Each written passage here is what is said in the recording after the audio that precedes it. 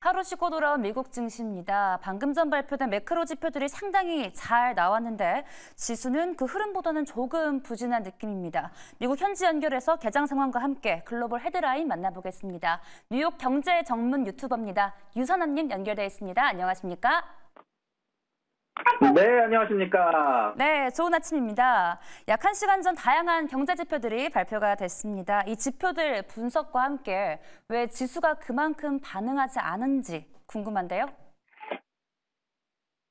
네, 일단 오늘 같은 경우는 나온 지표들은 굉장히 채권 금리가 원래 내려가야 되는 지표들이 나오긴 했습니다. 건축 승인 건수가 전체적으로 예상치를 하면서 현재 138만 건이 나왔고요. 예상치는 145만 건이었습니다. 실업수당 청구 건수 예상치를 상회를 했습니다. 23만 8천 건이 나오면서 예상치였던 23만 5천 건을 상회를 했고요. 주택 착공 건수는 사실 전달에 비해서 마이너스 5.5%가 나오게 되면서 예상치였던 0.7%를 아주 크게 하면서 부동산 관련해서 우려할 만한 지표가 나왔다라고 얘기를 할 수 있을 것 같은데요. 전체적으로 부동산에 대한 가격 상승이 줄어들 것이라고 예상을 하는 이제 건축가들 사이에서 전체적으로 주택 착공과 승인에 대한 것들을 줄여간 것으로 보이고 있는데요. 그럼에도 불구하고 채권 금리가 소폭이나마 상승을 하고 있습니다. 여기에 대해서 뉴스가 자세히 나오지는 않았지만 최근 들어서 여러 가지 인플레이션 지표나 소매 판매 지표 등으로 인해서 아주 크게 내려왔던 현재 금리 자체가 조금 더 올라가게 되는 아마 결과가 좀 나오지 않았나 싶었습니다.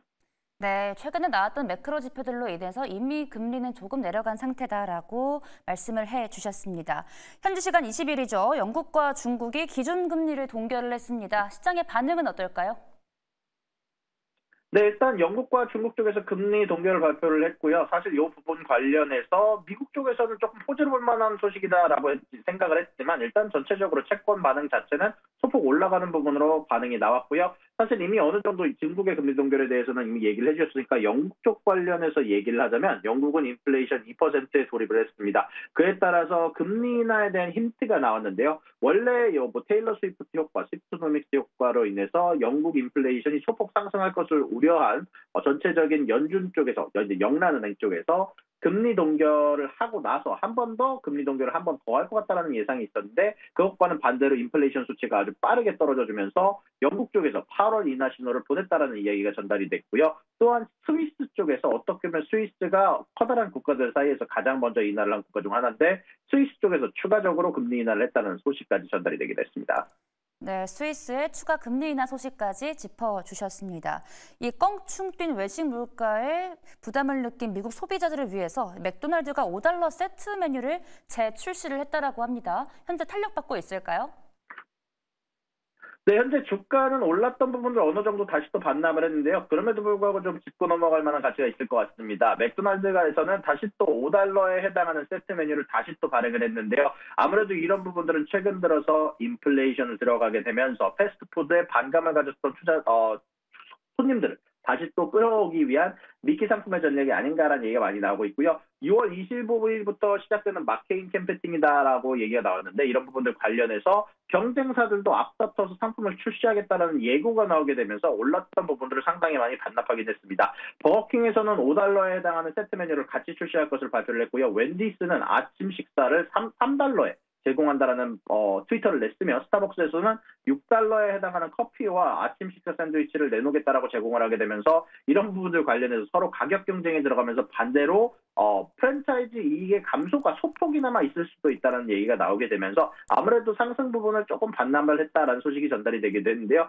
네, 그럼에도 불구하고 사실 맥도날드 같은 경우는 이미 뉴욕에서 이런 부분들을 프로모션을 테스트를 해봤다고 합니다. 근데 거기에서 너무 성공적인 결과가 나왔고 그로 인해서 매출과 수익 양쪽 다 상승하는 모습이 있었다라고 발표를 한 만큼 아마 이번 캠페인 자체는 전체적으로 성공적으로 될 것 같다는 예상이 애널리스트사에서 많이 나오고 있습니다.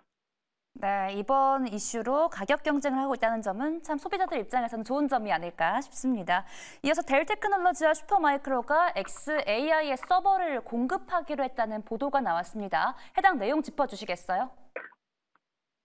네, 현재 델 컴퓨터의 창업자로 알려진 마이클 델 같은 경우는 트위터를 통해서 xAI의 그룹을 지원하기 위해서 엔비디아와 함께 델 AI 공장을 건설하고 있다라고 썼는데요. 일론 머스크는 여기에 대해서 델이 슈퍼컴퓨터용 서버렉의 절반을 조립하고 있고 나머지 절반은 SMC 슈퍼마이크로 컴퓨터에서 제공을 받는다라고 발표를 하게 되면서 슈퍼마이크로의 계정 노트위터로 축하 이모티콘으로 머스크에게 답장을 보냈는데요. 현재 델과 슈퍼마이크로 양쪽 다 인공지능 프로그램을 구축하는 기업들에게 서버를 공급하게 되면서 주가도 비즈니스도 굉장히 커다란 호황을 누리고 있는데요. 일단 여기에 대해서 추가적으로 마이클 데일이 트위터에 쓴 별도의 게시물을 보시게 되면은 델 컴퓨터가 그록의 다음 버전을 구동할 수 있는 헤비급 AI 공장을 추가적으로 엔비디아와 구축하고 있다라고 하면서 양쪽 다 주가가 장 전부터 크게 상승하고 있는 모습이 보여지고 있습니다.